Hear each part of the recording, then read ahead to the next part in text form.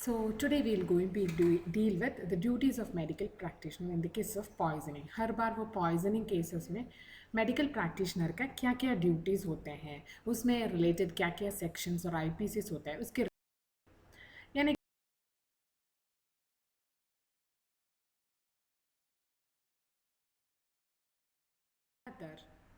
हमारे duties of doctor में suspected poisoning में उनको मेडिकल ड्यूटी और फिर मेडिको लीगल ड्यूटी ये सारी ड्यूटी हो जाती है यहाँ पे।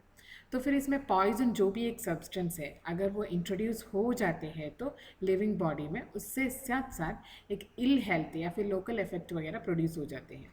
तो फिर ये डॉक्टर जो होते हैं वो ड्यूटीज़ होता है कि सस्पेक्टेड पॉइजनिंग में दो ड्यूटीज़ होते हैं उसमें लाइक रादरली मेडिकल ड्यूटी पहले वो पेशेंट को सेव करना है, दूसरा होता है लीगल ड्यूटी यानी कि कोई भी लॉस इसका रिलेटेड है अगर सुइसाइड केसेस हो या फिर होमिसाइड।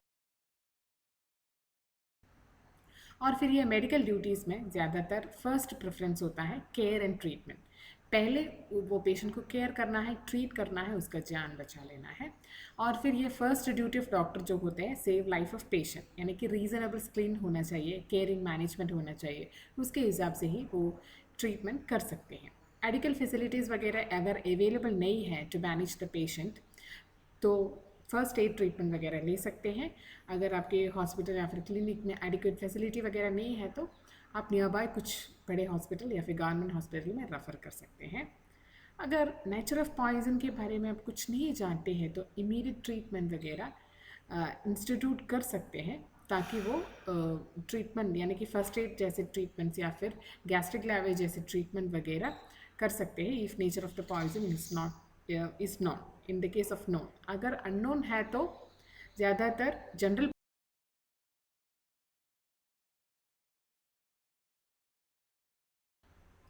और फिर ये जनरल अप्रोच है मैनेजमेंट ऑफ पॉइजनिंग केसेस में। ज़्यादातर उसमें क्लिनिकल असेस्ड हम क्लिनिकली सिम्टम्स को देख लेना है, उसको असेस कर लेना है, डायग्नोसिस कर लेना चाहिए और फिर इमरजेंसी स्टेबलाइजेशन। कुछ टॉक्सिक सब्सटेंस के कांटेक्ट में अब भी है तो उसको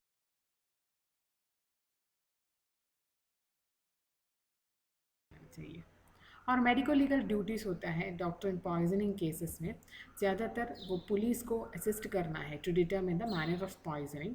प्रिलिमिनरी पर्टिकुलर्स वगैरह वो पेशेंट को देना चाहिए यानी कि वो वगैरह फिल करना चाहिए जैसे name, sex, address, LP number, IP number वगैरह जो भी है वो सभी प्रिलिमिनरी पर्टिकुलर्स दे देना चाहिए। उनका रिकॉर्ड भी होना चाहिए और रिकॉर्ड 2 साल तक अवेलेबल भी होना चाहिए।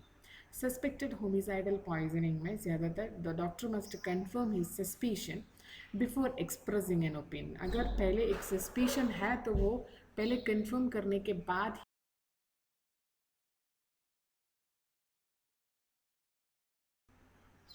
और फिर ये बहुत सारे लॉज जो इनके रिलेशन में होता है वो ज़्यादातर ये होता है section CRPC criminal penal code में 39 में ये है कि अगर the doctor is bound for communication of suspected homicide poisoning case to police और मजिस्ट्रेट, अगर नहीं करता है तो वो डॉक्टर को पनिशमेंट CRPC रेट में पनिशेबल है।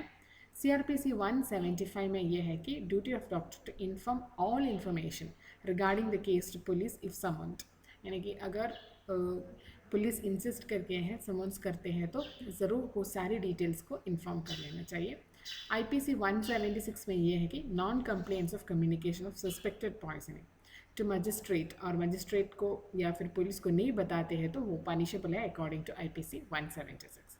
IPC 193 में अगर फॉल्स इन्फॉर्मेशन दिया है रिगार्डिंग पॉइजनिंग केसेस में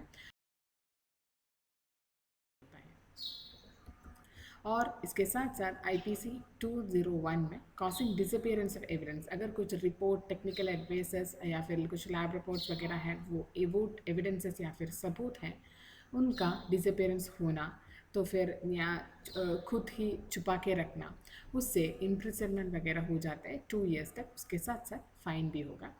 IPC 202 में ये है कि हाइडिंग इन्फॉर्मेशन रिगार्डिंग पॉइजनिंग, तो फिर जो भी है इन्फॉर्मेशन अगर पॉइजन का कुछ भी है उसको ट्रीट किया है पर उसका कोई भी इन्फॉर्मेशन वगैरह हाइड कर लेते हैं, डेलिबरेटली हाइड कर देते हैं, तब इम्प्रिजनमेंट होगा 6 मंथ्स तक, उसके साथ साथ फाइन भी होगा।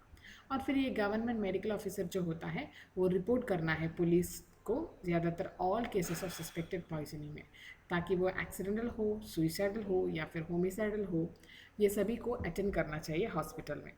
अगर वो पेशेंट का कंडीशन सीरियस है तो he must make arrangement to record the dying declaration. अगर पेशेंट मरता है तो डेथ सर्टिफिकेट तुरंत नहीं इश्यू करना है। अगर वो मर के आता है तो भी डेथ सर्टिफिकेट तुरंत नहीं करना चाहिए, क्योंकि it will be a legal problem for the doctor.